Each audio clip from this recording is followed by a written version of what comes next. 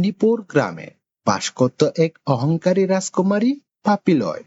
সে গরিব প্রজা এবং তাদের ছেলে মেয়েদেরকে একদম সহ করতে পারত না। তাদের সাথে সে সবসময় খারাপ ব্যবহার করত। রাস্তার ভিক্ষুক ছিল তার দু চোখের কাঁটা। দয়া করুন রাজকন্যা। এই নোংরা জিনিস নিয়ে যা, এটা এখান থেকে যা। যাই রাজকন্যা।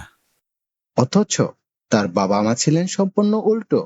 তারা সবসময় গরিব প্রজাদের পাশে দাঁড়াতেন এবং ভালোবাসতেন। তাদের ঘরে যে এমন একটি সন্তান জন্মাবে তা কেউ কখনো ভাবেনি।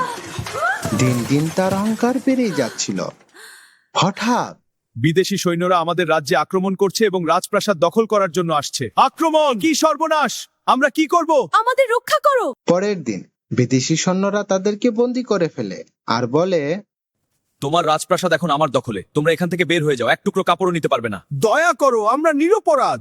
চুপ! রাজা রানী তাদের মেয়েকে নিয়ে কলা পাতা দিয়ে শরীর রেখে রাজপ্রাসাদ থেকে বের হয়ে যায়।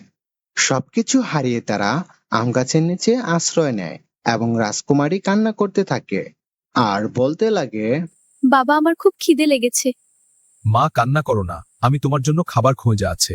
রাজা খাবারের খোঁজে বের হয়ে যায় এবং সে কাঁচা কচু খুঁজে পায়। রাজা কচুগুলো দেখতে থাকে এবং অনেক খুশি হয়।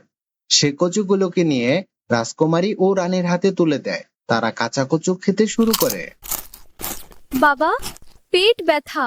প্রাসাদে থাকার কারণে তারা জানতোই না যে কাঁচা কচু খাওয়া যায় না। এমন সময় এ কি অবস্থা রাজা সাহেব? আপনাদের এমন অবস্থা কেন? কিভাবে এমন হলো? রাজা তার সাথে ঘটে যাওয়া সব ঘটনা খুলে বলে। আর গ্রামে সরল সহজ কৃষক হাবুবাই ব্যাপারটা বুঝতে পারে। রাজা রানী ও রাজকুমারীকে নিয়ে তার নিজ বাড়িতে যায়। হাবুবাইয়ের দুই মেয়ে তাদেরকে দেখে দৌড়ে আসে, যাদের সাথে রাজকুমারী খুব খারাপ ব্যবহার করেছিল। আব্বু, তুমি এই খারাপ রাজকুমারীকে কেন আমাদের বাড়িতে আনছো? আমি তোমাদের সব পরে খুলে বলবো। এই কথা বলে ঘরের ভেতর প্রবেশ করে তাদেরকে কাপড় পরতে দেয়। রাজকুমারী কাপড় পেয়ে কান্নায় লুটিয়ে পড়ে। তার মনে পড়ে সে কেমন করে খারাপ ব্যবহার করত গরিব ছেলে মেয়েদের সাথে। রাজকুমারীর মন থেকে এখন অহংকার মুছে যায়। সে গরিব ছেলে মেয়েদের সাথে ভালো ব্যবহার করে এবং তাদের সাথে খেলা করতে থাকে।